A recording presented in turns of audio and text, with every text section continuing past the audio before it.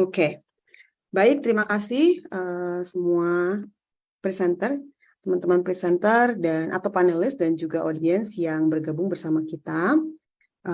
Kita sudah record ya dalam proses recording. Selamat siang untuk waktu Indonesia, selamat malam waktu Amerika, salam segala waktu dan salam KCIF.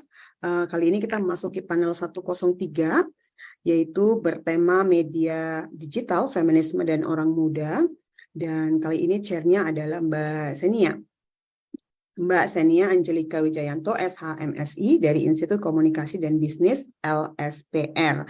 Nah, silakan saja langsung ya Mbak ya, diambil alih forumnya 1 jam 30 menit. Waktu yang kita punya 1 jam untuk presentasi masing-masing 15 dan 30 menit untuk tanya jawab atau komentar atau tanggapan dari peserta. Silakan. Baik, terima kasih Mbak Ira. Selamat siang dari Jakarta, teman-teman semua. Saya boleh panggil teman-teman ya, supaya kita lebih cair suasananya.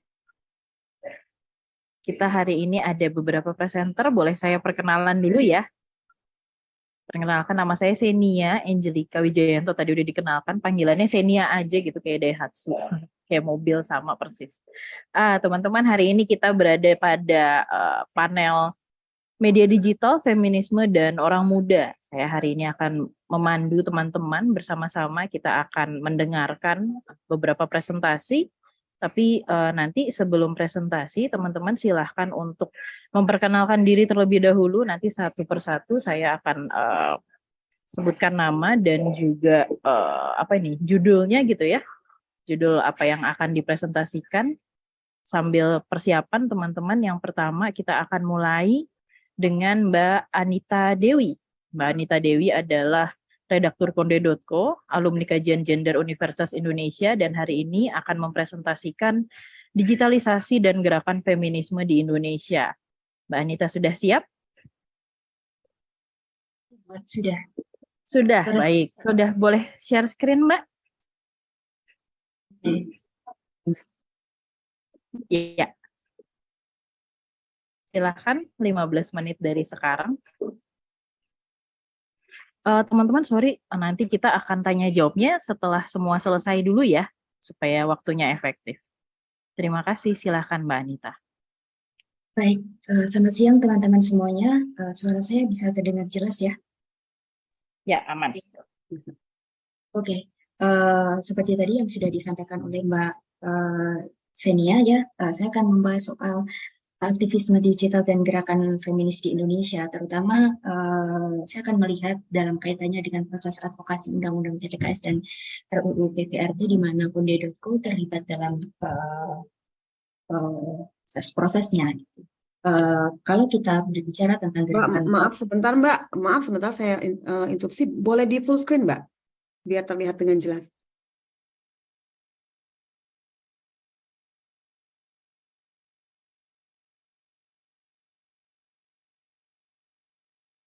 masih proses ya.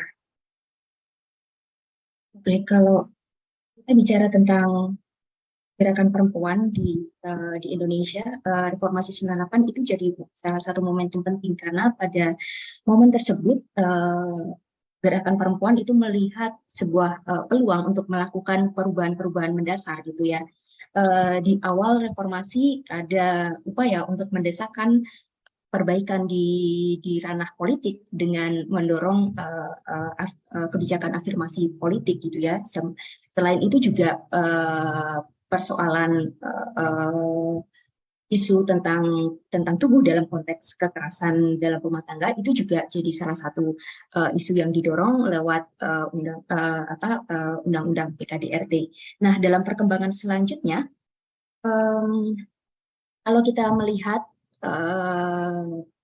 di Indonesia gitu ya, untuk konteks situasi di Indonesia, kasus kekerasan seksual itu meningkat dan ini di satu sisi sebenarnya dilihat sebagai sebuah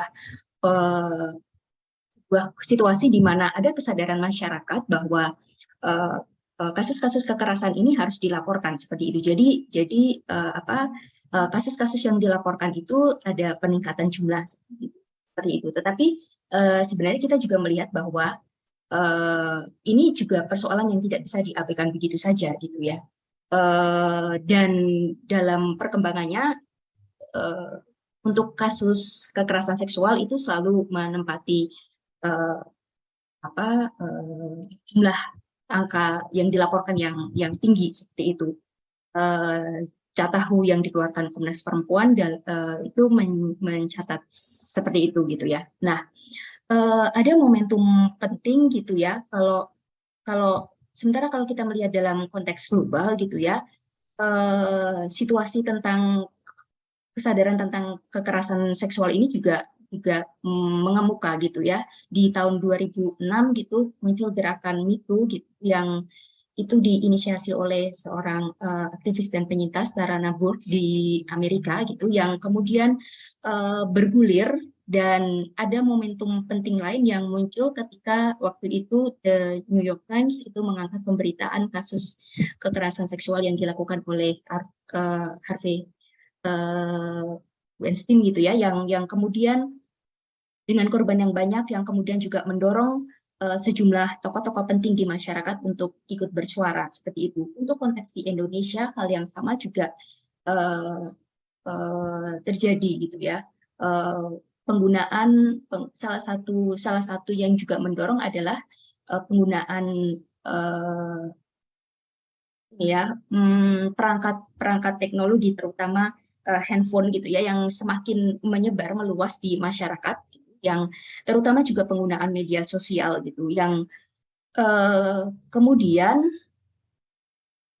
ada momentum juga di tahun 2016 ketika itu ada kasus perkosaan yang dialami oleh seorang anak perempuan berusia SMP di Bengkulu gitu, yang diperkosa oleh sejumlah pemuda waktu itu ya, sehingga hingga dia meninggal gitu.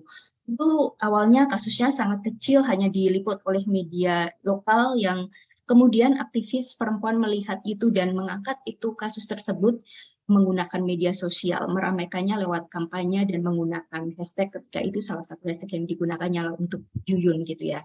Nah, ini kemudian menjadi gerakan yang bergulir gitu ya. Publik, masyarakat menjadi tahu bahwa ada kasus di sana gitu ya, yang kemudian ini kampanye di media sosial ini sangat kencang, yang juga kemudian diikuti dengan aksi massa gitu ya, tidak hanya di Jakarta tetapi juga di beberapa wilayah, di beberapa daerah lain juga muncul gerakan yang serupa gitu ya. Ketika itu sebenarnya juga sudah bergulir gitu ya, desakan untuk ya perlunya ada undang-undang khusus terkait dengan kekerasan seksual gitu, berangkat dari fakta dan realitas tingginya kasus-kasus kekerasan seksual di masyarakat. Nah, ini yang kemudian aksi massa ini juga mendorong adanya pengesahan RUU PKS. Ketika itu di awal-awal Komnas Perempuan ya yang menginisiasi prosesnya. Nah, selain itu ada juga isu lain yang kemudian menguat di masyarakat terkait dengan isu kekerasan yang dialami oleh pekerja rumah tangga. Kasus-kasusnya meningkat. Jala PRT mencatat ada peningkatan di setiap tahun gitu ya, dari 2007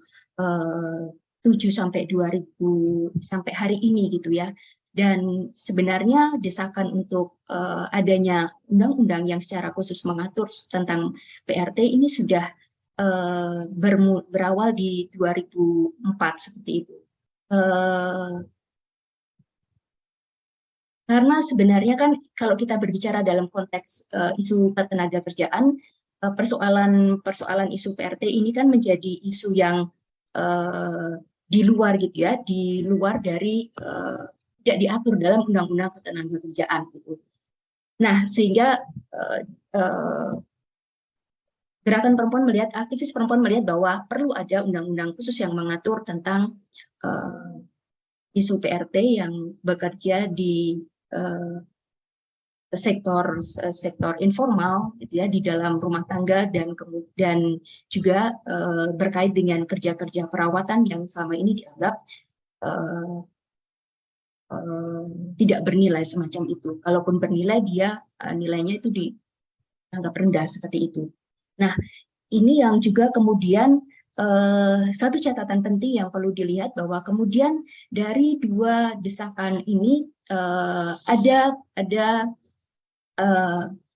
aktivisme digital yang dilakukan oleh gerakan perempuan untuk mendorong atau mendesakkan pengesahan kedua undang-undang tersebut gitu. Nah, karena itu kemudian penting untuk kita melihat bagaimana sebenarnya kontribusi aktivisme digital dan gerakan feminis dalam mendorong RUU TPKS dan RUU PRT.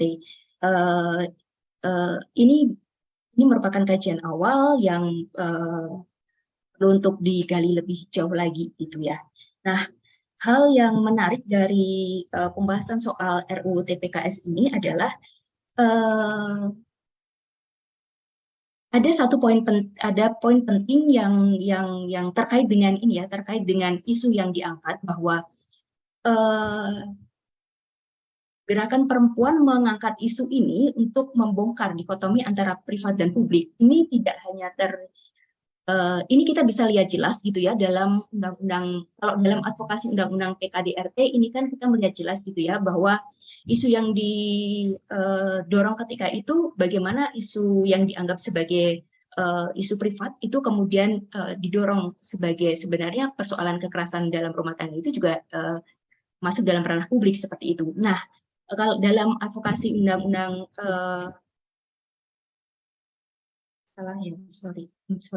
dalam advokasi undang-undang TPKS sudah bergerak lebih jauh itu, bahwa dia juga kemudian berbicara soal ini ya, otoritas tubuh. Jadi mengambil kembali kendali atas tubuh seperti itu. Ini yang kemudian menjadi poin penting yang diangkat gitu ya, lewat kita kemudian melihat proses-proses yang dilakukan itu lewat kampanye, salah satunya kampanye di media sosial gitu ya, penggunaan hashtag yang kemudian kalau dalam konteks global tadi itu gerakan Me Too, nah di Indonesia itu menjadi kita pakai hashtagnya waktu itu saya juga atau aku juga gitu ya, yang itu memunculkan banyak sekali korban dan penyintas yang kemudian ikut bersuara. Ketika di Twitter misalnya kita menggunakan salah satu misalnya penyintas membagikan pengalamannya, maka akan ada banyak respon tanggapan yang muncul dari publik, dari warganet gitu ya, terkait pengalaman-pengalaman yang dialami gitu ya, baik yang dialami sendiri maupun orang-orang di sekitarnya. Yang ini kemudian membuka kesadaran publik bahwa ya persoalan kekerasan seksual ini sangat dekat dengan kita gitu. Tidak usah jauh-jauh, bahkan orang-orang di sekitar kita itu juga menjadi korban atau bahkan juga pernah mengalaminya seperti itu. Nah, salah satu kalau kita berbicara tentang aktivisme digital gitu kan, dia punya kekuatan untuk dalam menyebarluaskan gitu ya, jangkauannya yang jadi cepat, luas seperti itu. Dan ini juga yang terjadi dalam isu undang-undang TPKS gitu. Selain penggunaan hashtag, lalu kampanye selain hashtag gitu ya, lalu juga kampanye-kampanye di media sosial gitu ya, soal ini sendiri, kekerasan, soal isu kekerasan seksual itu sendiri gitu. Karena ketika isu ini bergulir gitu ya, salah satu serangan yang muncul itu kan bahwa ini dikaitkan dengan isu LGBT gitu. Ya yang ya sengaja dimunculkan seperti itu. Nah, upaya-upaya untuk memberikan edukasi kepada publik soal RUU ini juga dilakukan lewat kampanye gitu ya, yang di sini anak muda, kaum muda itu banyak sekali terlibat gitu, terutama mereka yang anak muda urban dan melek teknologi gitu ya, kelas menengah dan ke atas seperti itu. Nah, 3 menit lagi Mbak Anita. Oke. selain aktivisme digital ini juga didukung dengan aksi massa atau turun ke jalan gitu ya. Ketika misalnya di tahun 2002 gitu kan, proses pembahasannya itu akan mandek gitu ya, karena waktu itu DPR akan mengeluarkan RUU ini dari daftar prolegnas prioritas seperti itu. Nah, waktu itu kemudian aksi massa digelar gitu ya setiap Selasa seperti itu, dan ya pada akhirnya proses antara aktivisme digital ini kemudian juga diikuti dengan aksi massa atau turun ke jalan gitu ya. Dan di sini strategi yang digunakan juga menggunakan strategi jejaring gitu yang melibatkan tidak hanya di pusat kota dalam arti di Jakarta, tetapi juga di daerah dan di banyak wilayah di daerah. Meskipun juga kemudian ini kita kembali lagi ya, ini masih cenderung urban gitu ya, karena walaupun juga sudah mencakup wilayah yang lebih luas gitu. Kalau kita lihat di undang-undang di RUU PRT, hal poin yang penting itu ya, yang perlu digarisbawahi bahwa penggunaan aktivisme digital ini cenderung terbatas dibandingkan dengan proses yang terjadi dalam RUU dalam Undang-Undang TPKS itu. Ini terkait dengan bahwa persoalan RUU PPRT ini kan menyangkut ada isu kelas di sini gitu ya, yang ini menjadi hal penting gitu ya, bahwa kelompok PRT itu tidak semuanya bisa leluasa menggunakan handphone, menggunakan media sosial gitu, karena mereka terbatas dengan situasi kerjanya cukup membatasi mereka gitu, sehingga keterlibatan mereka dalam aktivisme digital itu juga tidak terlalu banyak gitu. Ini juga yang menjadi salah satu catatan gitu ya, kalau kita melihat bagaimana aktivisme digital dalam mendorong RUU PPRT ini sendiri gitu. Nah, sementara kalau berbicara aktor, sebenarnya anak-anak muda juga terlibat dalam gerakan ini gitu. Di kampus maupun gerakan-gerakan anak-anak muda juga terlibat, tapi secara luasan atau cakupan itu tidak sebelum semasif seperti yang terjadi pada Undang-Undang TPKS seperti itu. Mungkin sementara ini dulu dari saya. Terima kasih. Saya kembalikan ke Terima kasih. Ya, terima kasih banyak Mbak Anita untuk presentasinya tadi. Kita boleh lanjut dulu kepada presenter kedua. Apakah sudah siap? Presenter kedua kita adalah Dr. Luh Gede Saraswati Putri, SSM Hum, dosen ilmu filsafat Universitas Indonesia, dengan topik Gerakan Feminisme Digital di Indonesia. Saya persilahkan. Mbak Anita boleh tolong di-unshare dulu.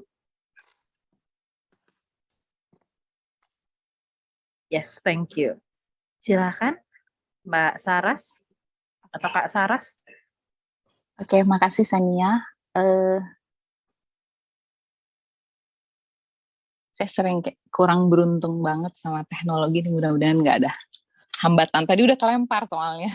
Oke, Kak Senia, kalau boleh aku ingin nyapa teman-teman. Halo Kak Senia, Mbak Anita yang aku selalu kangenin, Mbak Lintang, sesama teman-teman panelis, Mikaela, Faris, Kak Ira, Kak Luffy, para penyelenggara, tentunya juga Mbak Nura selama ini udah berkoordinasi, dan ada beberapa teman-teman aku yang ingin aku sapa, Mbak Olin, Oma Gayatri, dan ada Cemara juga di sini yang risetnya nanti akan saya bahas juga. Dan teman-teman semua, 49 orang yang hadir di ruang digital ini, di platform Zoom ini. Halo, apa kabar? Semoga dalam keadaan sehat.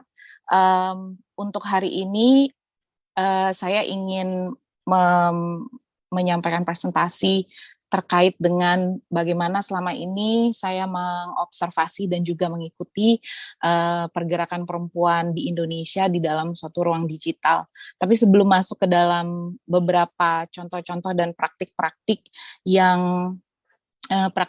yang bisa kita lihat sebagai representasi dari gerakan perempuan secara digital, saya ingin terlebih dahulu berbagi dengan teman-teman kerangka teoritik yang bisa kita gunakan untuk meneropong fenomena gerakan perempuan di selama berkembangnya ruang digital yang sekarang kita hidupi.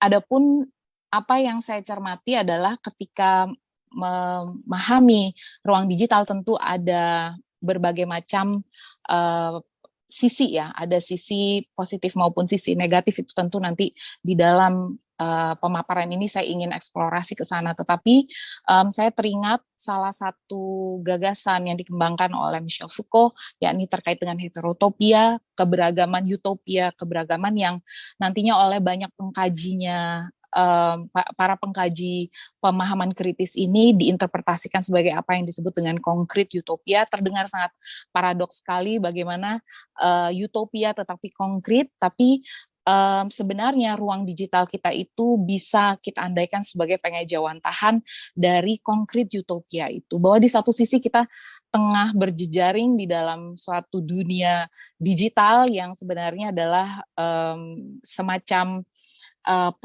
pengembangan dari suatu komputasi program komputer yang tidak menihilkan masing-masing representasi individu di sana. Itu yang menurut saya kontradiksi semacam itu yang tengah diupayakan dalam penelitian-penelitian khususnya terkait dengan ruang digital, bagaimana kita memaknai ruang digital. Tapi apa yang menarik juga heterotopia itu bicara di satu sisi adalah bagaimana ia bisa membuka ruang baru untuk suatu ruang baru atau meretas ruang baru untuk perempuan berbicara dan membentuk gerakannya. Jadi dalam pengertian dalam pengertian ini saya ingin mengajak teman-teman membayangkan teknologi digital di sini dia sebagai suatu alat, sebagai suatu instrumen, tetapi juga ada aspek kerangka ontologisnya, maksudnya bagaimana kita membayangkan diri dan membayangkan diri berada di dalam gerakan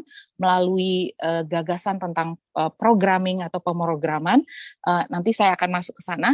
Tetapi intinya bagaimana ruang digital itu memiliki fungsi yang sifatnya memfasilitasi keberagaman itu.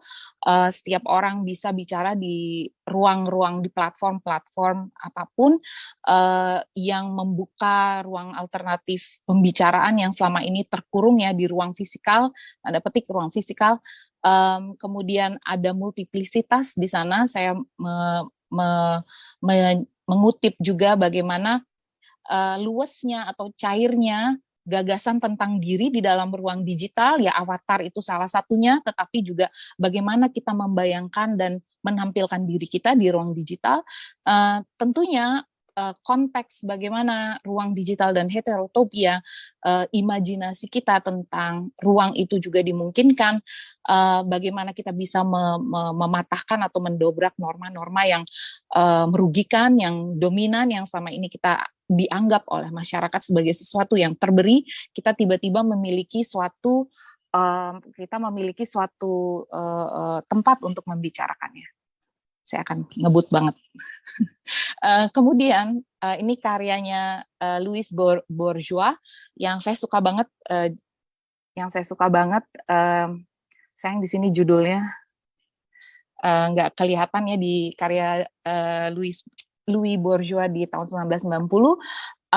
Apa juga yang menarik ketika membahas tentang cyberfeminism, tentang cyberfeminisme adalah suatu juga pembangkangan yang tadi tidak hanya menggunakan teknologi digital atau nanti disebut sebagai teknokultur yang sifatnya meredefinisi bagaimana perempuan membayangkan dirinya melakukan penggalangan pergerakan, menyebarkan gagasan, mengembangkan pengetahuan yang erat sekali, yang kental sekali di sini, gagasan-gagasan yang mendukung, mendorong keberagaman, warna-warni corak beragam pemikiran, suatu keterbukaan, suatu tadi saya menyebutnya sebagai pembangkangan atau sifat-sifat yang transgresi ya, melawan apa yang dianggap selama ini itu pandangan yang straight gitu, hanya yang straight atau hanya yang dianggap sebagai heteronormativitas, dan tentunya anti esensialis ya. Jadi karena dianggap kehadiran diri itu hanya diri yang utuh, yang sifatnya sudah terberi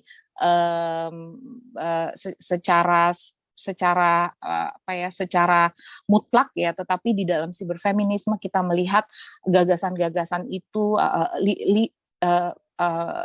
liquefied ya, dia dicairkan melalui siberfeminisme.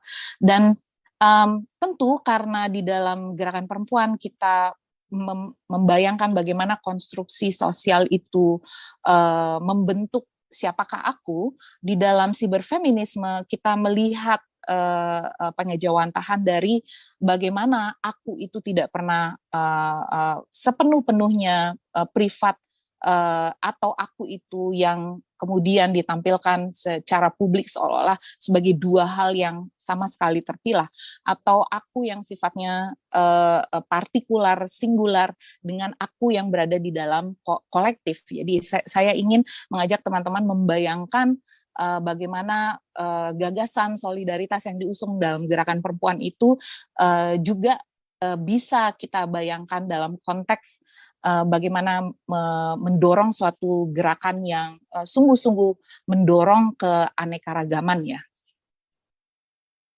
Saya dibantu ketika mencoba merumuskan gerakan-gerakan yang selama ini saya amati dan juga saya turut serta bersama teman-teman di situ. Saya teringat salah satu karya yang memang sangat penting sekali jika teman-teman tertarik mempelajari tentang cyberfeminism atau cyberpunk. Sebenarnya saya ada di bulan Agustus nanti ada kesempatan berbicara lebih banyak ya, khususnya keterhubungan cyberpunk dengan gerakan feminis dan kecerdasan buatan di bulan Agustus. Tetapi saya ingin di kesempatan ini bercerita sedikit mengenai Sadie Plant ya, dan bagaimana usulan dari Sadie Plant pada masa itu mungkin terdengar terlampau psikadelik ya, kayak terlampau mengawang-awang ya, tetapi sekarang dengan kedatangan disrupsi digital, kita mulai memahami apa yang dimaksud oleh Sadie Plant, bahwa di satu sisi ada yang sangat menakutkan dengan disrupsi digital, tetapi Sadie Plant di buku dia Ones and Zeros mengajak kita untuk membayangkan bahwa justru pertarungan suara perempuan juga adalah bagaimana ketika terhimpit, ruang cyber itu menjadi ruang kita berjejaring dan bisa menyampaikan suara yang selama ini sulit sekali disampaikan di dalam ruang publik yang sifatnya konvensional. Sehingga Sadie Plant mengusulkan sebenarnya mengutip seorang yang bisa dikatakan sebagai pemrogram pertama, yakni Ada Lovelace. Ada Lovelace mengatakan bahwa kita membayangkan bahwa perempuan yang menciptakan atau mencoba memahami pikirannya melalui penciptaan pikiran yang lain itu juga bagian dari bagaimana kita mendistingsikan keunikan dan queer pikiran kita untuk menantang bagaimana selama ini pemahaman yang sangat monolitik ya tentang segala hal. Jadi juga untuk Sadie Plant, oke, aku ngebut juga untuk Sadie Plant, kita mengupayakan bagaimana cara-cara berinovasi. Tetapi saya ingin mengajak teman-teman di sini, ada Cemara dulu mahasiswi saya Ini tesisnya Cemara, kami riset bersama-sama, berdiskusi bersama-sama. Saya lagi dorong gimana Cemara melanjutkan penelitiannya ke tahap doktoral, karena dia menulis tentang narasi kepemilikan tubuh perempuan dalam poster-poster unggahan Instagram pada kegiatan Women's March tahun 2018. Juga Cemara mewawancarai Vivi dan yang lainnya. Apa yang menarik adalah analisis Cemara di sini untuk melihat bahwa perlawanan melalui jejaring itu tidak pernah tunggal di dalam dunia online saja. Jadi dalam dan luar jejaring. Ketika kita bicara gerakan perempuan di Indonesia sekarang, kita bicara dalam dan luar jejaring. Dan itu kekhasan juga dari gerakan perempuan. Dari tagar-tagar yang tadi disebutkan secara baik oleh Mbak Anita, ada Women's March Jakarta 2018 Me Too, sahkan RUU PKS, tolak RKUHP ngawur, itu beberapa tagar-tagar yang juga dipelajari oleh Cemara. Cemara juga membahas tentang bagaimana kegiatan peristiwa pawai offline-nya diamplifikasi lagi di dalam platform Instagram maupun Twitter dengan caption ya, dengan kata-kata yang kemudian punya implikasi atau punya dampak lebih besar. Ini beberapa kata-kata yang dipelajari oleh Cemara, khususnya kata yang menunjukkan dikotomi kamu, aku, tubuhku misalnya, dan juga kata yang menunjukkan mempertajam tubuhnya sebagai otoritas dirinya. Ini juga nampak di dalam gerakan Women's March Jakarta.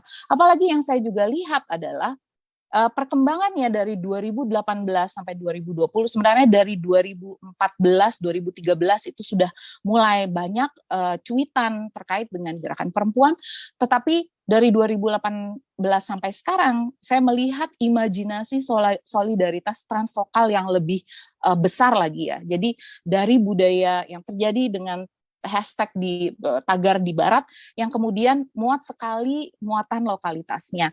Jadi ada keragaman isu, ada soal akses kesehatan, reproduksi, kesejahteraan buruh, ini seperti yang di International Women's Day di tahun 2020. Dan tentunya apa yang saya ingin bahas adalah bagaimana subjektifikasi melalui gerakan kolektif ini, yang unik adalah bagaimana individu itu memiliki kesadaran bahwa suaranya bermakna, apa yang dia tweet, apa yang dia ketik dengan jempolnya, atau apa yang dia ketuk, atau apa yang dia unduh, itu semua punya makna dan memiliki dampak di ruang digital. Tapi di satu sisi, kolektivismenya ini bukan kerumunan. Dirinya itu sadar, dia tidak hanya mengikuti saja. Itu juga menurut saya pembelajaran yang sangat penting. Dan bagaimana kehadiran digital ini bukan hanya kenyamanan memegang gawai, tapi dia perpanjangan dari kehadiran publik dan kampanye lainnya yang perlu dilakukan secara aktual. Nah, tentunya apa yang saya juga cermati adalah dalam gerakan perempuan yang menggunakan teknologi digital adalah disrupsi cyber yang menggunakan seni, berkembangnya ekspresi seni untuk membahas isu-isu perempuan. Ya, tentunya teman-teman yang saya juga cermati adalah bagaimana siberaktivisme khususnya dalam isu lingkungan hidup itu mampu mengangkat cerita-cerita lokal dari perempuan-perempuan di daerah, perempuan-perempuan adat yang sulit sekali suaranya diangkat jika kita mengandalkan platform-platform tradisional. Tapi satu hal untuk penutup, apa yang saya ingin juga mungkin diskusikan dengan teman-teman yang lain adalah bagaimana ancaman di era infokaliptik atau masa derasnya informasi yang terlampau besar, ada beberapa pushback ya terhadap gerakan perempuan. Ini yang saya amati. Tentunya berkembangnya kekerasan berbasiskan online atau KBGO. Nanti kita bisa diskusi beberapa teman-teman komunitas yang mencoba mengatasi ini dengan membentuk Pokja, tetapi juga yang saya amati untuk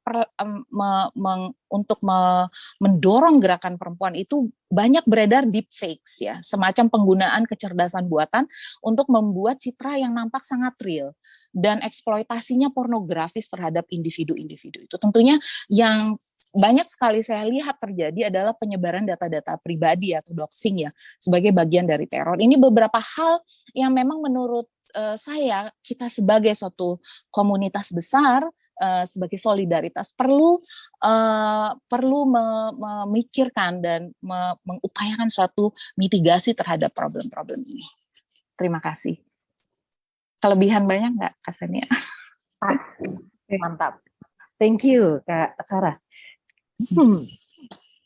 Baik, kita boleh lanjut ya, teman-teman semua. Kita melanjutkan pada yang ketiga hari ini bersama dengan Blandina Lintang Setianti. Kak Lintang adalah Project Officer Yayasan Humanis dan Inovasi Sosial untuk isu digital dan isu hak digital dan anggota Purple Code Collective. Nah, hari ini judulnya adalah Lensa Feminisme dalam Perkembangan Teknologi Digital. Aman, Kak Lintang, sinyalnya? Oke. Aman ya, presentasiku juga sudah terlihat ya. Sudah terlihat, silakan. Terima kasih Kak Senia dan semua teman-teman yang hadir di sini. Mungkin presentasiku hari ini bisa menambahkan juga ya tadi yang sudah disampaikan oleh Kak Anita dan juga Kak Saras Dewi gitu. Jadi hari ini saya ingin menjabarkan lebih lanjut gitu bagaimana lensa feminisme ini juga perlu kita gunakan dalam melihat tadi perkembangan teknologi. Kalau tadi di akhir-akhir presentasi Pak Saras sudah menyebutkan ya beberapa perkembangan teknologi dan itu dampaknya untuk teman-teman perempuan. Nah, di sini aku mencoba kita sama-sama melihat lagi gitu ya bagaimana perkembangan teknologi digital khususnya internet yang semoga ketika kita mengupas lebih jauh lagi menggunakan lensa feminisme itu bisa kita gunakan untuk berstrategi lebih dalam dan lebih jauh ketika kita ingin menggunakan internet sebagai gerakan sosial dan politik gitu ya. Yang tadi juga sudah disampaikan oleh Kak Anita contoh-contohnya di Indonesia. Nah, jadi sebenarnya semua ini berangkat dari pertanyaan apakah internet yang kita gunakan hari ini itu adalah sebagai ruang yang netral gitu ya. Saya ingat dulu tuh selalu ada asumsi bahwa internet tuh ruang yang bagus buat gerakan perempuan karena dia general netral, kita bisa memerankan peran apa aja gitu ya di internet, kita bisa menjadi siapa aja dan sebagainya gitu. Tapi semakin kesini saya semakin belajar gitu ya bahwa ternyata memang internet itu sangat tidak netral. Pertama kita bisa melihat dari proses bagaimana internet dibentuk karena internet hari ini yang kita gunakan itu kan masih sangat west sentris gitu ya, dan juga pengembangannya sangat didominasi oleh laki-laki kulit putih, cis male gitu ya, dengan segala privilege-nya mereka membangun internet, mereka membangun platform-platform yang kita gunakan hari ini, dan tentunya itu melahirkan juga teknologi yang kadang-kadang ada biasnya juga gitu sehingga dalam perkembangan teknologi kita masih sering melihat bias-bias teknologi.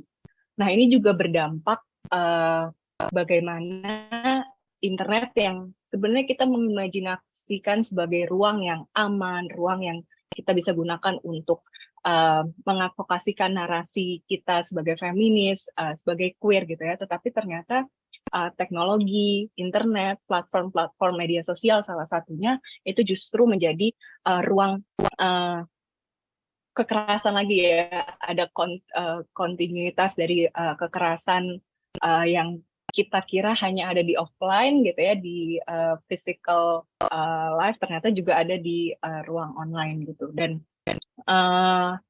ini kita bisa melihat semakin ruang-ruang yang online itu justru semakin kejam gitu ya terhadap kelompok-kelompok perempuan dan marginal lainnya.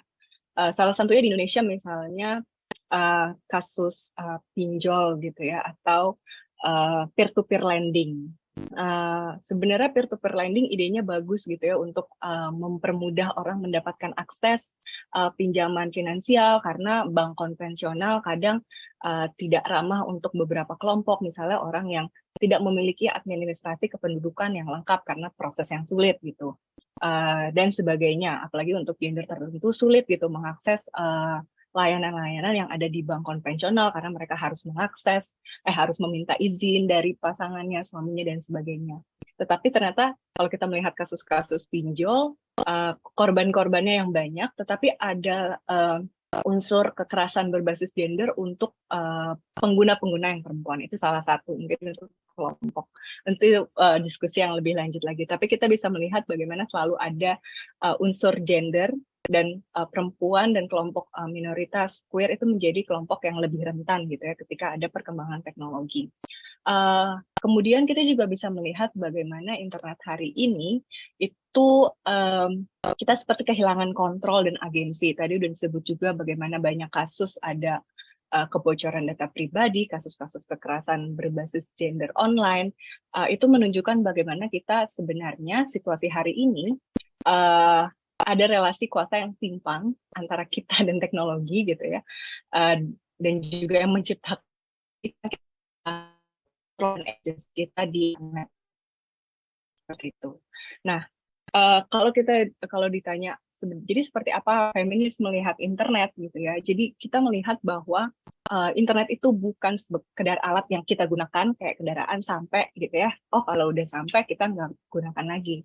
Justru ini menjadi ruang ekosistem yang hidup, yang dimana segala unsurnya perlu kita perjuangkan bersama-sama. Sehingga kita perlu merebut ruang itu menjadi ruang aman untuk kita terus bisa menghidupkan gitu ya narasi-narasi feminis di dalam ruang atau di dalam ekosistem ini gitu.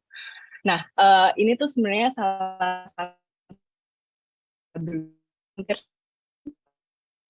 di awal oleh tahun 2014 ada prinsip internet feminis. Sebenarnya awalnya digagas oleh IPC.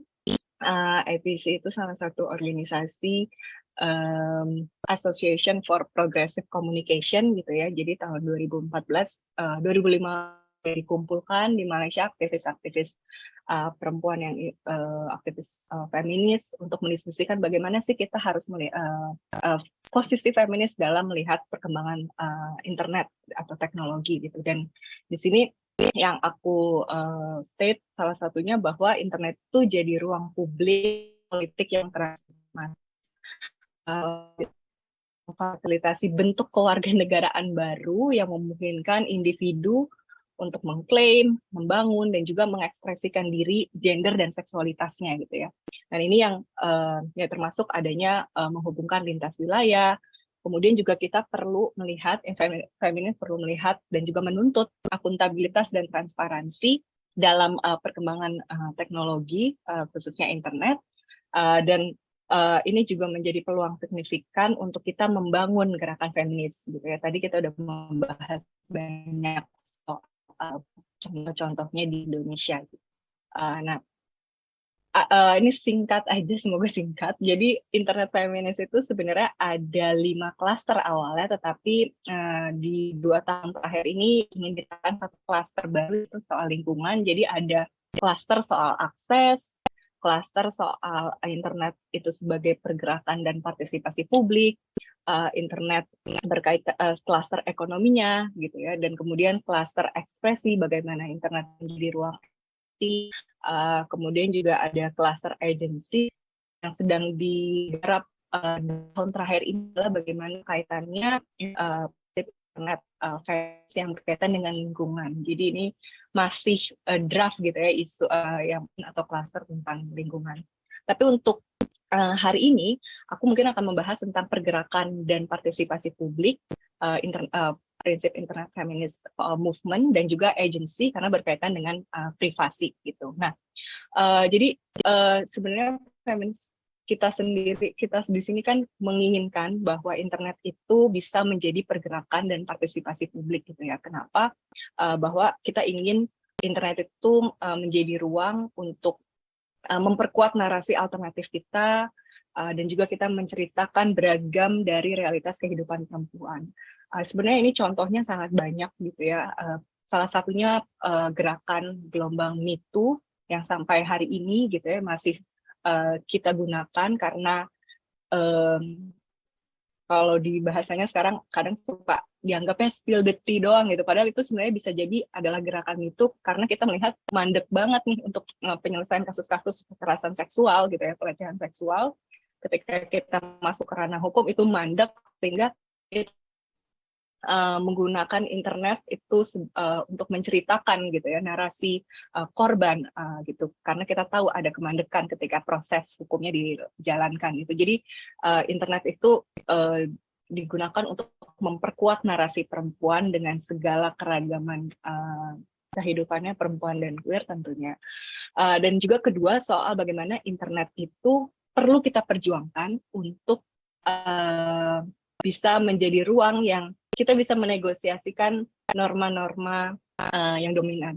Nah, sayangnya sebenarnya hari ini di Indonesia itu kita masih perlu berjuang lebih keras gitu ya. Misalnya kita banyak sekali kasus-kasus atau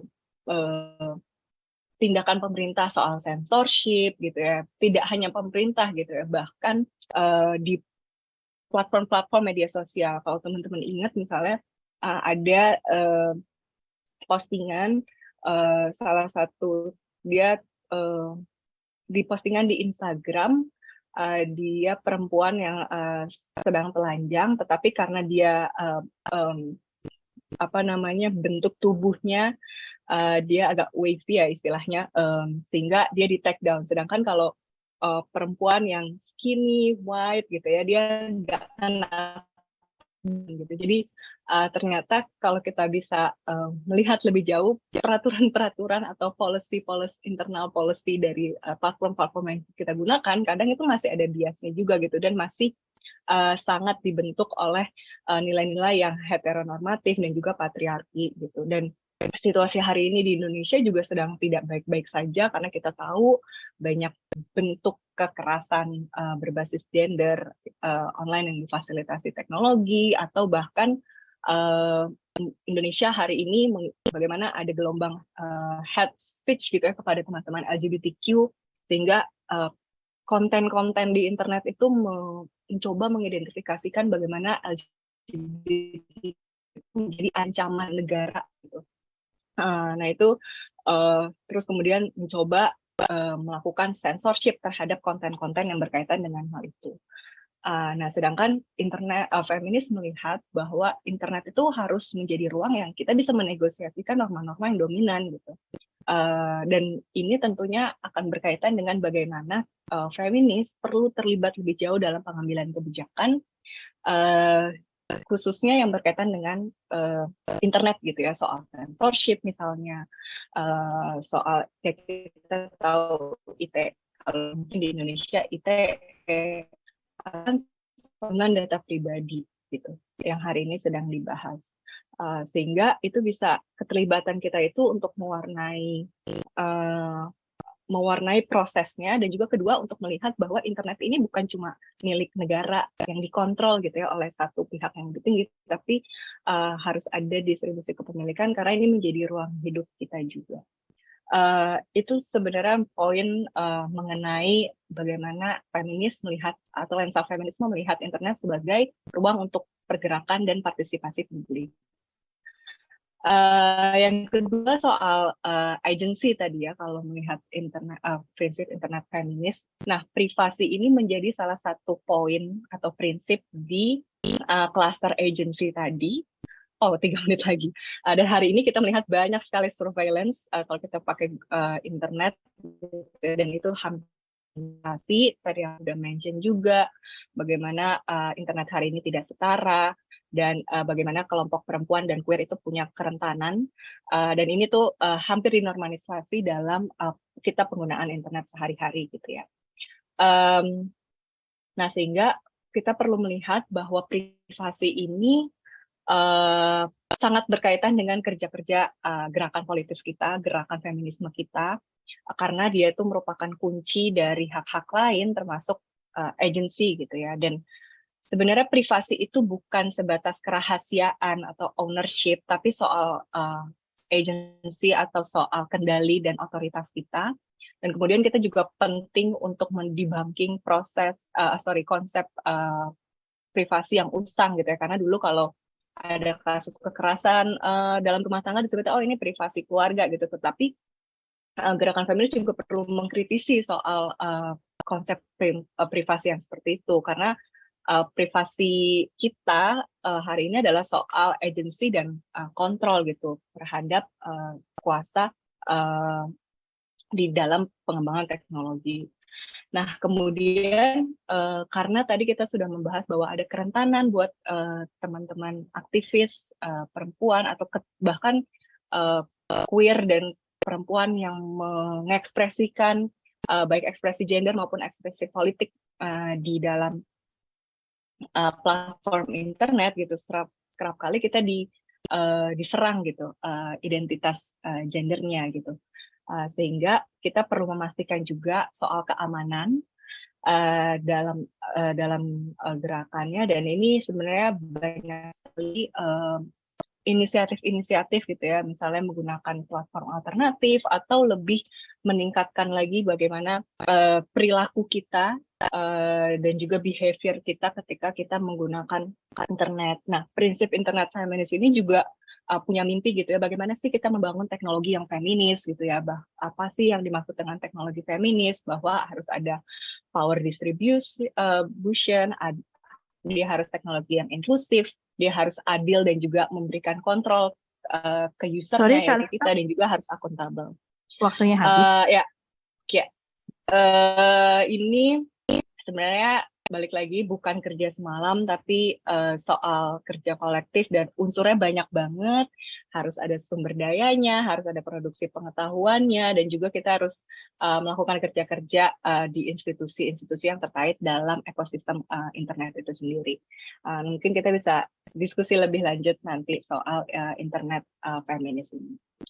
Terima kasih Kak Senia. Maaf. Baik, terima kasih Kak Lintang. Oke, kita lanjut ke selanjutnya. Tadi ada pertanyaan sedikit di chat box. Apakah materi ini akan ada rerun-nya atau disiarkan kembali? Nanti teman-teman bisa mengakses di website, YouTube ya. Tadi kalau nggak salah ya, YouTube-nya Let's Talk. Nanti akan diupload. Lalu nanti teman-teman juga bisa mengikuti dari YouTube itu. Kita lanjut. Sudah siap sepertinya ini. Presenter terakhir kita hari ini. Pada sesi ini bersama dengan Mikaela Natasha dan Faris Alauddin dengan judul Narasi Resistensi Seksualitas dan Gender Kaum Muda Queer di Indonesia. Silahkan Kak Mikaela dan Kak Faris ya. Baik, terima kasih Kak Senia waktunya. Kami ambil alih. Selamat siang teman-teman semua yang ada di panel ini, semoga dalam keadaan sehat. Perkenalkan, kami Mikaela Natasha dan saya Faris Alauddin akan mempresentasikan hasil temuan kami dengan judul Narasi Resistensi Gender dan Seksualitas Kaum Muda Queer Muslim di Indonesia.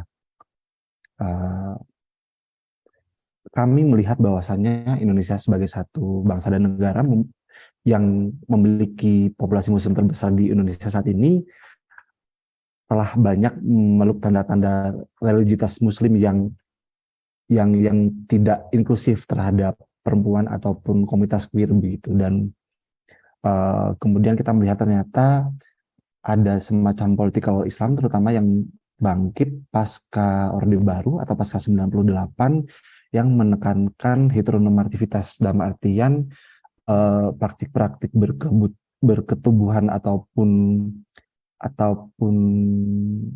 keberagaman gender dan seksualitas di Indonesia tidak diakui begitu dan kerap kali dimarginalisasikan. Padahal dalam sejarahnya Indonesia sebagai satu kawasan Nusantara dahulu pernah banyak menerima keberagaman gender dan seksualitas yang kita sama-sama tahu seperti Lenyer Lanang, kemudian ada tradisi warok ataupun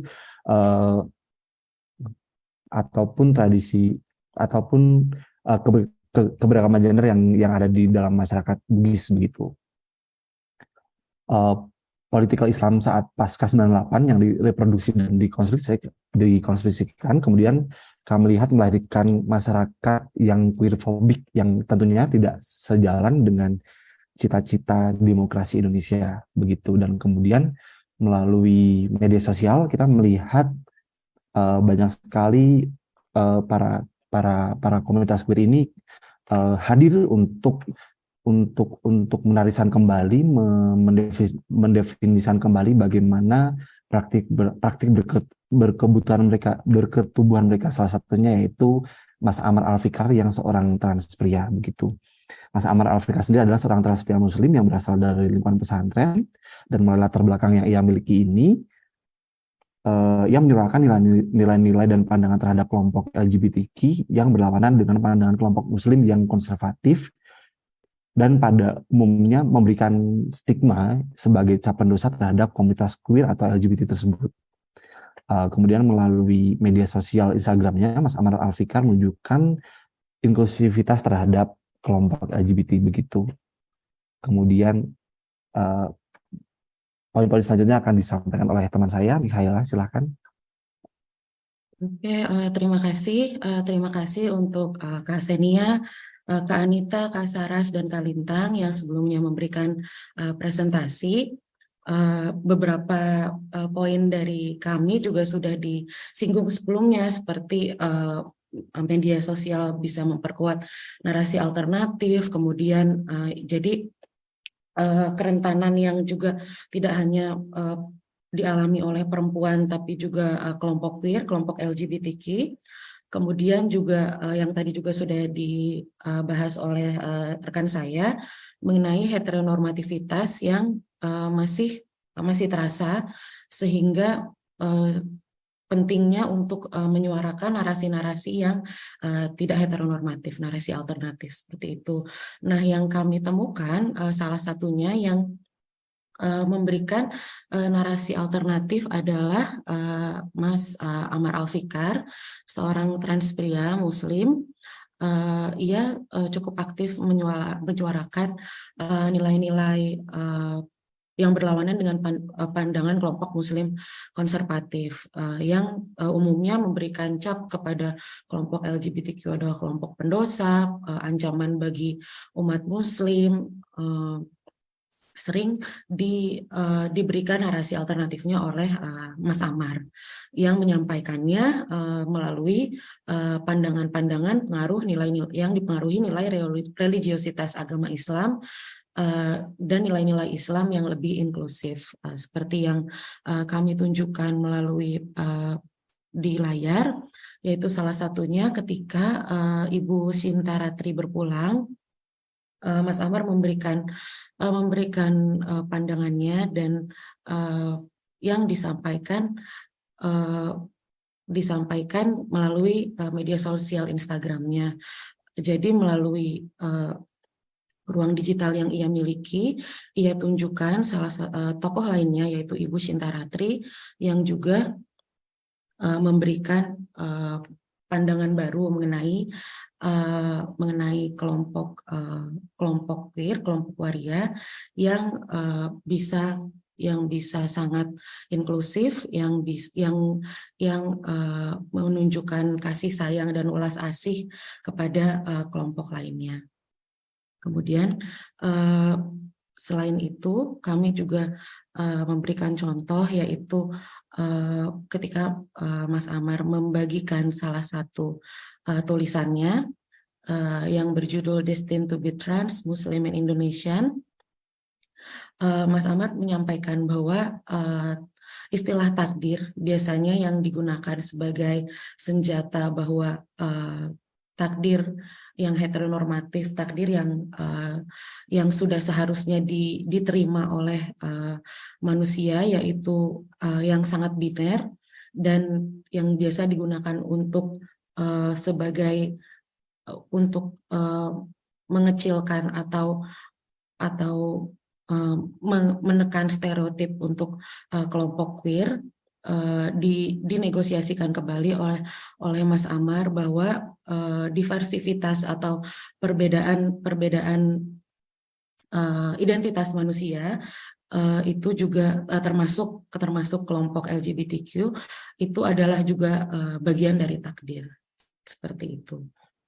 Jadi melalui negosiasi yang Mas Amar berikan, aktivisme yang ia lakukan di ruang digital, bahwa itu juga merupakan ditentukan atau bisa didukung dari identitas sosial yang Mas Amar miliki. Ia memiliki latar belakang keluarga pesantren, ia adalah Jadi siapa ia sebagai individu dan siapa ia sebagai suatu kelompok Muslim tersebut menjadi latar belakang yang dapat ia gunakan untuk mengkategorikan dirinya dan menyuarakan isu-isu kelompok queer seperti itu. Jadi nilai Islam yang ia anut, sikap dan aksi dari kelompok-kelompok queer Muslim yang lebih inklusif itu juga dapat kesamaan-kesamaan yang ada seperti ketika ia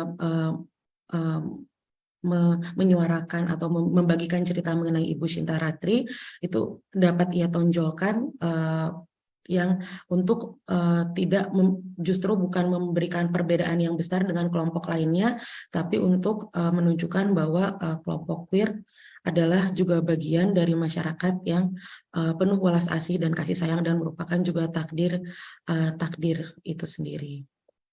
Kemudian untuk berikutnya, mungkin bisa slide berikutnya. Ya, jadi identitas sosial itu sendiri bahwa kategorisasi diri yang Mas Amar tunjukkan, kategorisasi merupakan bagian dari kelompok queer dan juga Muslim, itu kemudian mendukung identitas sosial yang ia miliki. Kemudian selain itu, permasalahan bagaimana individu transgender atau individu anggota kelompok LGBTQ yang termarginalisasikan, yang juga terkait dan terpengaruh dengan sosiopolitik kelompok queer di Indonesia, yang saat ini masih banyak merugikan kelompok queer yang dipengaruhi oleh tidak hanya relasi kuasa, tapi juga narasi-narasi politikal Islam yang membuat relasi kuasa yang tidak seimbang antara kelompok queer dan mayoritas, sehingga kelompok queer masih cukup luput menurut kami dari perhatian pemerintah. Itu contoh-contoh yang diberikan oleh Mas Amar seperti menegosiasikan term takdir, kemudian contoh mengenai kisah Ibu Shinta Ratri itu menurut kami adalah menggambarkan situasi yang digaungkan oleh Carol Hanisch, yaitu personalis politikal, di mana istilah politikal digunakan dalam pemahaman yang lebih luas dari politik elektoral, yaitu ketika suatu masalah seperti masalah termarginalisasikannya kelompok queer itu terkait dengan relasi kekuasaan. Seperti hak-hak sipil perempuan, hak-hak sipil kelompok queer atau queer rights juga sangat bergantung pada relasi kuasa yang lebih luas, termasuk dukungan publik dan gerakan atau individu queer itu sendiri. Kemudian selanjutnya, oke.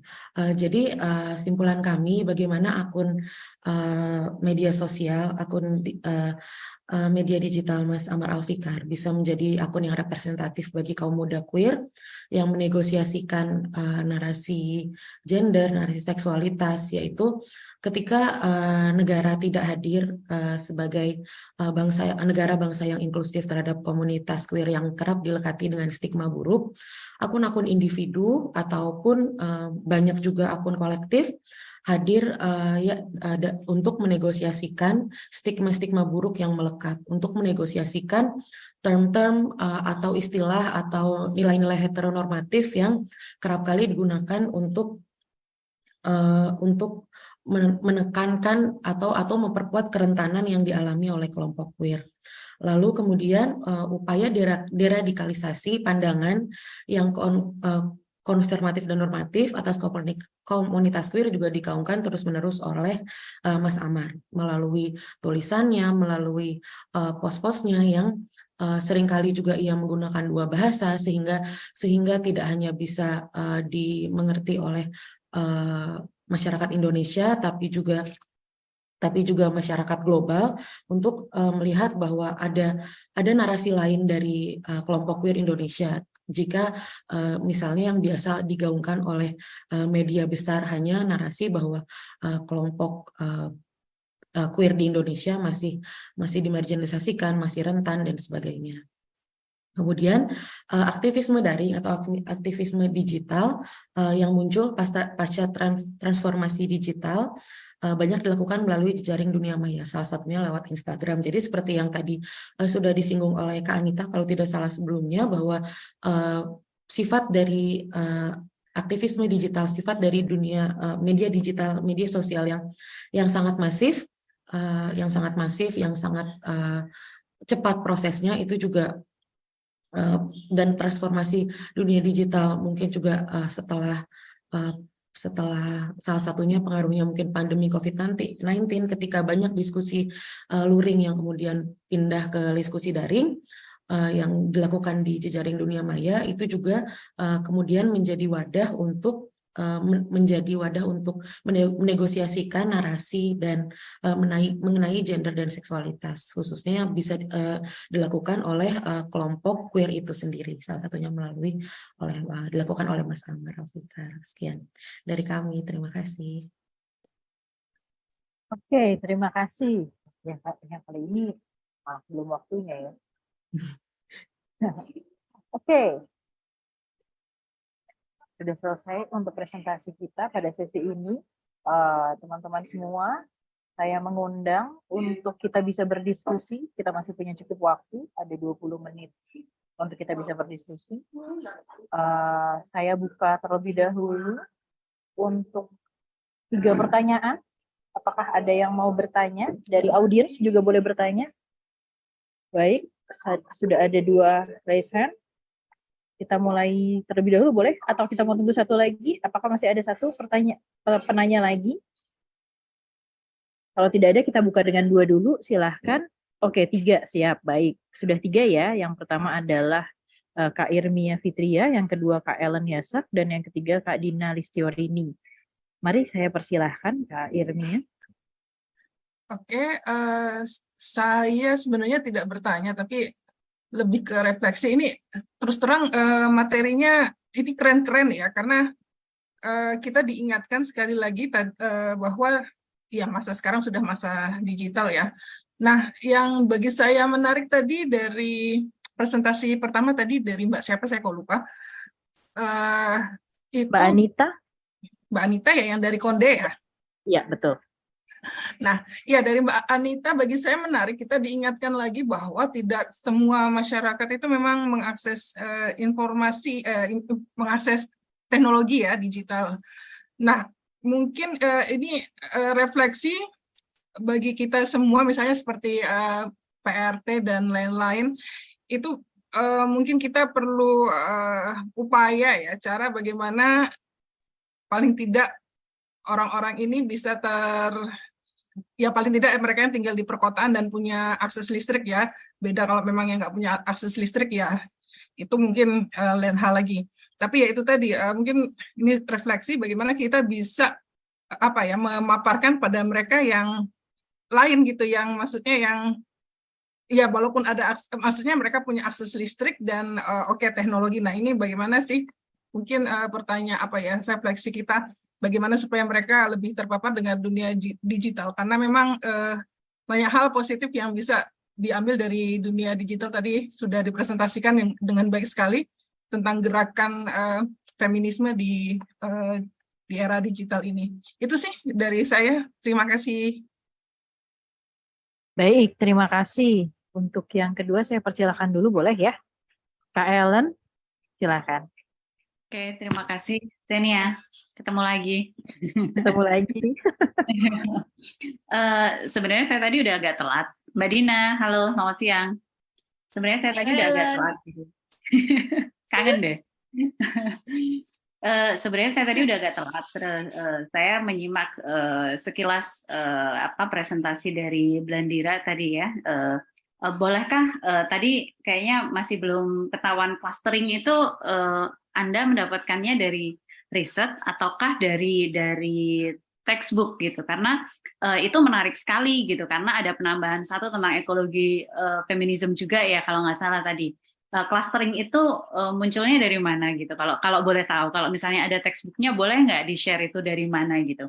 Terus tadi bicara juga tentang bahwa internet itu sebagai new public sphere ya, jadi sebagai ruang publik baru. Benarkah itu bisa disebut sebagai ruang publik baru? Enggak, ini kita buka diskusi aja. Benarkah itu bisa disebut sebagai ruang publik baru seperti yang disampaikan oleh Habermas gitu? karena ketika kita bicara media digital itu banyak banyak klausulnya gitu. Even ketika misalnya tadi bicara tentang saya ingatnya artikel dari kerudung ke sarung itu Mas siapa tadi yang terakhir. Nah itu kan dia menyampaikan gagasan-gagasannya itu kan melalui Instagram gitu ya yang tadi dipaparkan gitu. Apakah itu juga bagian dari ruang publik? Sedangkan ketika kita membuat sosial media itu banyak sekali sebenarnya banyak sekali klausul yang harus kita patuhi, kita centang-centang aja terus agree gitu kan.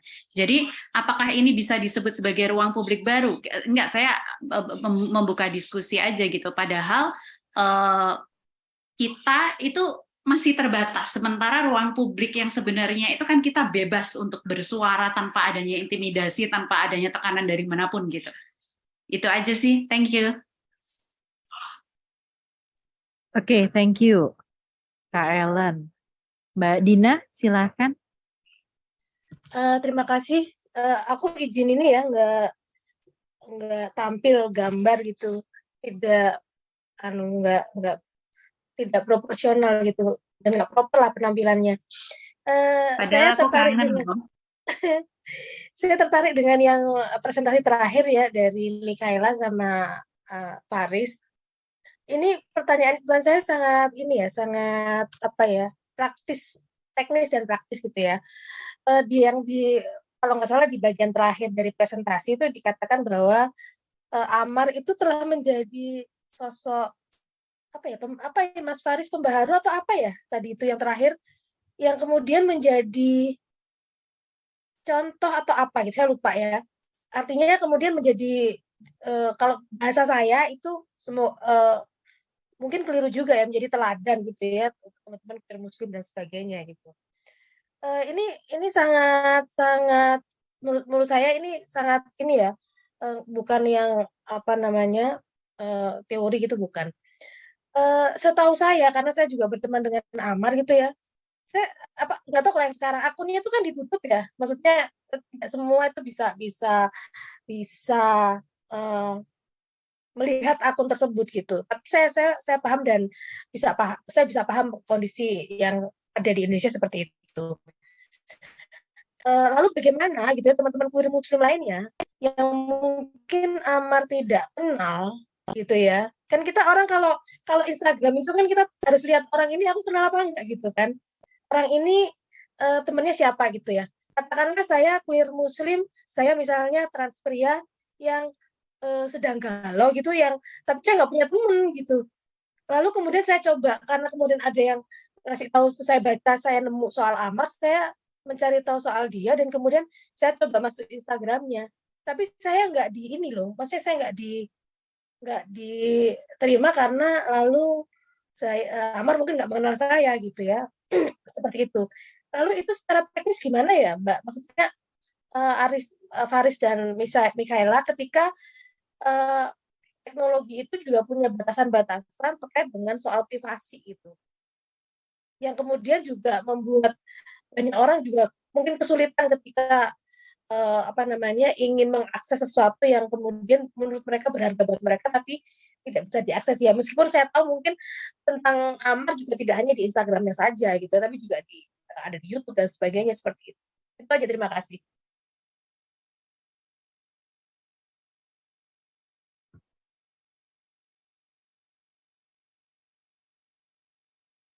Mbak Dina, apakah terputus?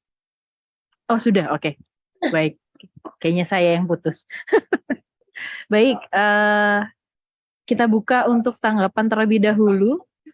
Saya persilahkan untuk mungkin dari tadi untuk menanggapi Kak Irmia Fitria terlebih dahulu. Apakah Mbak Anita ada tanggapan? Ya, mungkin tadi lebih. Ya, silakan. Terima kasih Mbak Irmia, Mbak Mia ya. Semoga masih ingat ya, selama banget nggak ketemu. Makasih buat responnya ya, tanggapannya soal ya kondisi bahwa sebenarnya banyak juga mereka yang ada di pedesaan atau suburban gitu ya, yang tidak punya akses gitu ya. Nah, bagaimana kemudian ini bisa dipaparkan kepada mereka gitu ya, karena ini hal yang penting. Kalau dari pengalaman dan pengamatan gitu ya, sebenarnya peran komunitas menjadi sangat penting. Seperti di teman-teman PRT gitu ya, peran komunitas itu punya peran untuk ya ikut baik itu dari proses membangun kesadaran, mensosialisasikan, dan kemudian dari apa?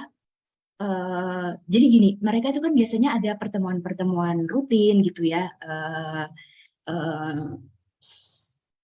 Itu yang modelnya yang kayak sekolah, jadi mereka peningkatan kapasitas gitu ya di antara teman-teman PRT. Nah, ini kan jadi ruang untuk mereka juga saling menguatkan, saling berbagi informasi, termasuk juga terkait isu soal advokasi untuk RUU PPRT itu sendiri gitu ya, juga termasuk soal kesulitan atau permasalahan yang mereka hadapi sehari-hari dengan pemberi kerjanya, dengan situasi yang mereka hadapi seperti itu.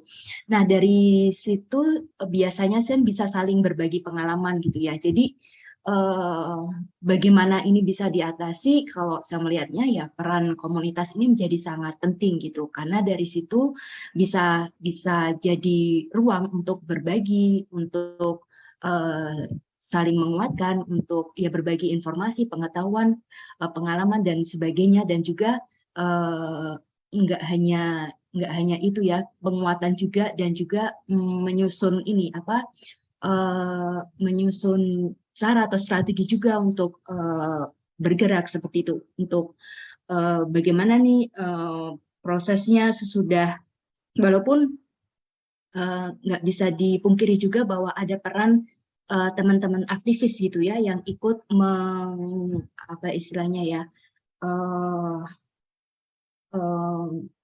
mengisi gitu ya, mengisi substansi gitu terkait misalnya strategi gerakan apa yang bisa dilakukan ketika misalnya sudah mentok dan segala macam gitu ya. Misalnya kayak ada kemarin itu aksi yang Rabuan gitu ya, yang terinspirasi dari gerakan Plaza de Mayo misalnya. Ini juga, atau juga misalnya ketika terakhir ini kan juga walaupun sudah masuk di sudah keluar supres, lalu juga harusnya dilanjutkan dengan pembahasan, tapi DPR juga masih menunda-nunda, kemudian tetap dilanjutkan dengan aksi di depan DPR dan segala macam. Jadi di sini komunitas itu punya peran yang sangat penting kalau ini ya, dari proses pengalaman dan pengamatan. Itu dulu dari saya, Mbak Mia. Terima kasih. Baik, terima kasih Anita. Untuk selanjutnya saya mempersilahkan untuk ini siapa mau duluan nih. Ini menarik ya. Bisa ditanggapi oleh Kak Yayas, Kak Lintang, dan juga Kak Faris. Silakan. Oke, Yayas dulu. Oke, Kak Senia. Kak Irnia, terima kasih komentarnya. Memang bagaimana amplifikasi suara gerakan menggunakan teknologi digital itu juga suatu fenomena tersendiri ya, yang termasuk juga memiliki impact atau dampak yang cukup besar. Aku setuju sekali tadi apa yang disampaikan oleh Mbak Anita, khususnya jika kita juga membayangkan beberapa gagasan-gagasan di sini bicara soal keadilan digital, seperti yang saya sampaikan bahwa ruang digital atau dunia digital saat ini kan tidak hanya soal kita berbicara tentang ekspresi dan opini, yang sebenarnya itulah ruang perpanjangan atau ekstensi dari ruang berdemokrasi kita kan sekarang.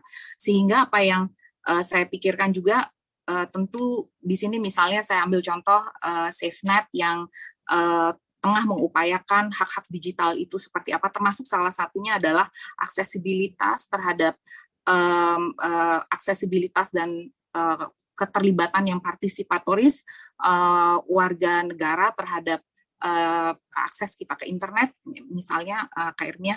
Tapi juga apa yang saya pikirkan, dia bukan saja soal bagaimana kita membentuk citra diri atau hanya sebatasnya, tentu itu penting, bersenang-senang di dunia internet itu juga penting, tetapi apa yang saya pikirkan adalah bagaimana gerakan sosial digambarkan atau dibentuk juga dibantu oleh teknologi digital. Tidak hanya itu, saya rasa misalnya betapa dibutuhkannya pemahaman kita yang karena terjadi begitu cepat dan bahkan melampaui pemahaman etis kita saat ini. Sekarang kita tengah menyusun berbagai macam regulasi maupun aturan-aturan yang sifatnya harusnya setuju dengan apa yang tadi sudah disampaikan oleh Mbak Lintang, di satu sisi melindungi data dan privacy, tetapi bukan sifatnya mengekang atau justru meminggirkan agensi subjek itu. Itu yang saya rasa sulitnya membayangkan kebebasan dan juga tanggung jawab di ruang digital tersebut. Termasuk misalnya di masa pandemi, saya melihat menyambung yang Mikaela sampaikan, di saat pandemi kita melihat sungguh-sungguh ruang digital itulah ketika kita menyelenggarakan segala macam pendidikan, ya ngajarnya dari Zoom, kemudian sampai mengupayakan ruang pertemuan sosial itu semuanya dari platform-platform, menonton seni pertunjukan.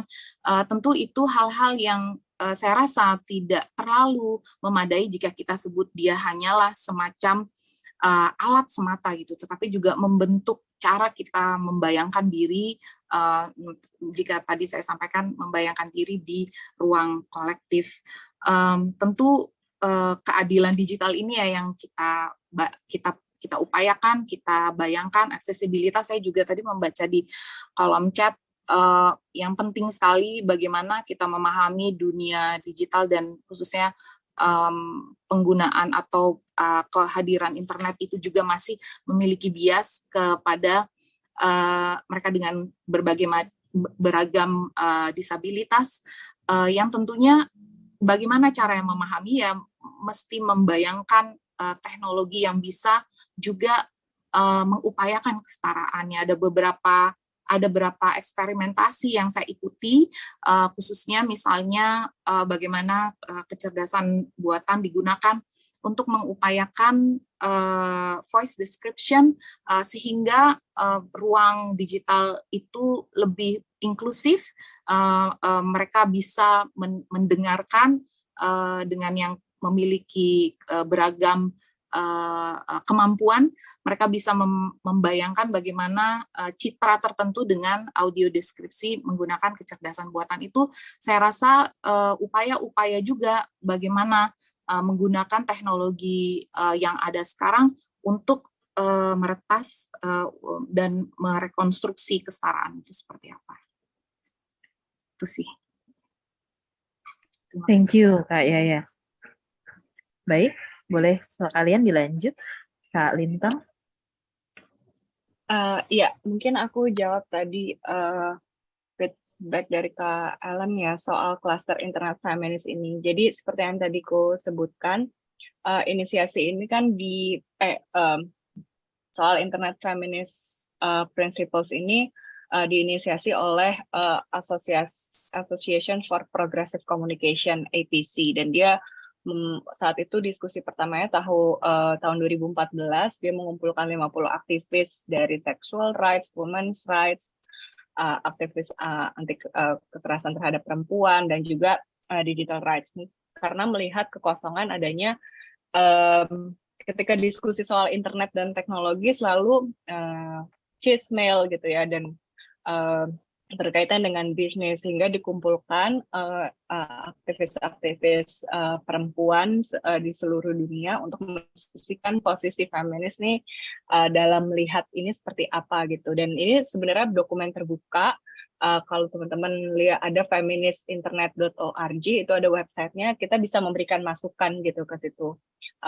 Dan sepertinya tahun ini atau tahun depan akan ada diskusi lagi. Jadi clusteringnya itu hasil dari diskusi 50 orang yang terlibat di awal. Jadi mereka sudah ada 2 kali diskusi dan itu masih berkembang gitu. Jadi kayak bahkan kita aja gitu ya bisa memberikan masukan gitu. Di situ ada di emailnya. Jadi terutama bagaimana di konteksnya di Indonesia seperti apa, itu kita bisa memberikan masukan ke situ. Jadi awalnya tadi ada 5 klaster, soal akses, soal movement, soal ekonomi. Ekonomi ini juga berkaitan bagaimana soal keadilan gig ekonomi terhadap teman-teman kelompok perempuan dan queer, expression, dan juga agency. Itu berkaitan juga tentang pornografi, agensi anak, dan juga privacy tadi ya. Jadi lalu ada diskusi, ini kita harus bicara juga soal lingkungannya gitu, kaitannya teknologi dan lingkungan. Jadi kalau ditanya klasternya itu dibentuk oleh proses itu ya, dan sebenarnya itu dokumen terbuka yang kita juga bisa memberikan masukan ke situ. Nah, kalau soal apakah itu ruang publik, sepertinya itu juga kita tanyakan lagi ya ke forum gitu. Tetapi justru hari ini aku juga melihat bahwa gerakan feminis itu menuntut bahwa internet itu harus menjadi ruang publik. Ya tadi seperti yang disampaikan hampir semua panelis ya, bahwa itu harus kita kembangkan untuk kita memberikan narasi-narasi alternatif dan pandangan-pandangan feminis. Nah tadi sayangnya hari ini ternyata belum jadi ruang publik yang aman gitu, sehingga itu juga yang perlu kita rebut bersama-sama.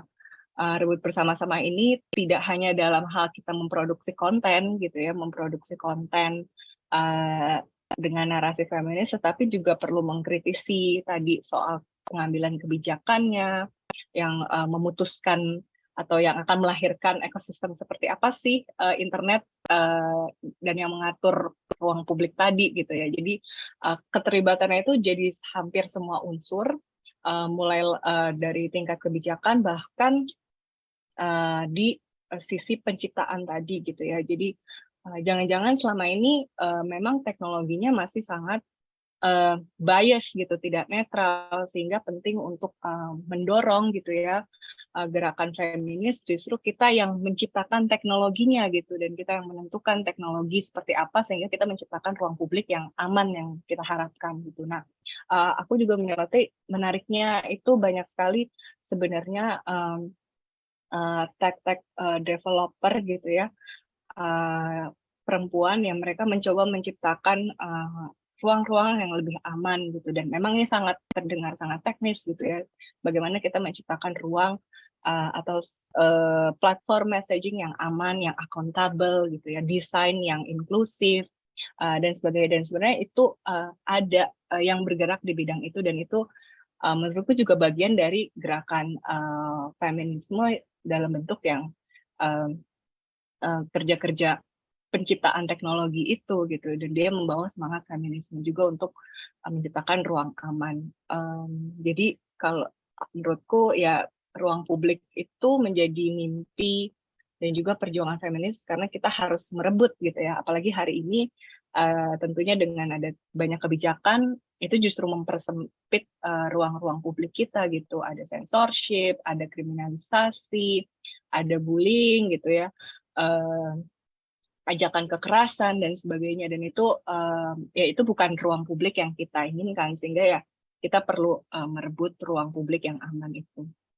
Semoga menjawab. Ya. Oke, thank you Kak Lintang. Kita beranjak, silahkan oleh Kak Mikaela atau oleh Kak Faris. Silahkan, boleh 2 menit ya Kak ya. Thank you. Terima kasih untuk tanggapan dan pertanyaannya. Kalau boleh untuk saya sekaligus menjawab pertanyaan dari Kak Dina tadi ya. Jadi kami setuju dengan yang disampaikan Kak Saras dan Kak Lintang. Jadi walaupun memang ruang digital atau internet yang sekarang juga nggak sepenuhnya masih menjadi ruang publik yang aman, sehingga mungkin seperti Kak Amar pun masih misalnya suatu hari dia membuka ruangnya untuk umum, atau kemudian akunnya atau kemudian ia kemudian memprivasi kembali akunnya. Tapi kami tetap melihatnya, jadi internet atau ruang digital ini sendiri, khususnya untuk kelompok minoritas gender atau minoritas seksual, itu berperan penting untuk pembentukan identitas. Jadi misalnya seperti yang tadi Kak Dina tanyakan, misalnya jika ada salah satu individu queer yang ia masih galau dengan identitasnya atau segala macam, ia akan seperti seek refuge atau mencari dukungan itu ke Amar ataupun itu ke privat itu gimana, tapi tetap menurut kami internet, ruang digital itu salah satu memiliki peran yang sangat penting untuk pembentukan identitas, karena untuk kelompok minoritas seperti kelompok queer sendiri, untuk dukungan di dukungan keluarga itu sendiri ataupun dukungan komunitas masih cenderung lebih sulit dibanding mencari dukungan di internet atau di ruang digital. Selain itu, untuk sebagai wadah untuk self acceptance atau penerimaan diri, itu juga internet berperan sangat besar, ruang digital berperan sangat besar, dan selain itu juga sebagai bentuk pengakuan untuk kelompok minoritas seksual itu sendiri atau disclosure. Jadi akun Mas Amar sendiri kami lihat sebagai salah satu representasi komunitas queer Muslim. Ia cukup banyak menyebarluaskan pemahaman inklusivitas, narasi yang ramah, narasi Islam yang ramah terhadap kelompok queer itu dibangun oleh Mas Amar. Jadi ruang resistensi, ruang negosiasi narasi yang queerfobik, narasi homofobik itu dibangun oleh Mas Amar, kami lihat seperti itu.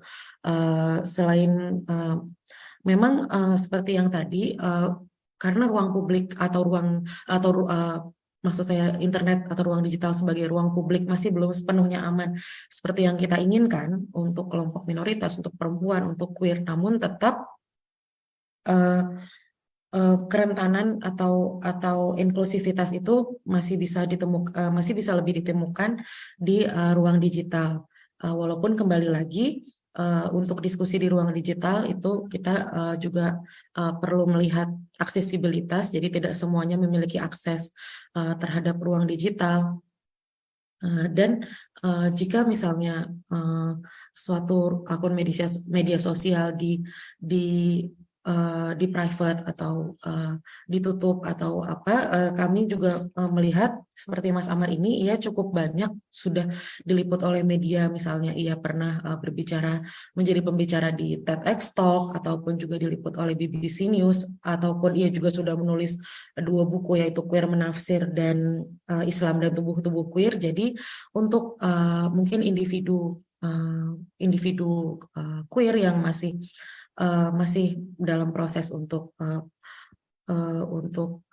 pengakuannya atau untuk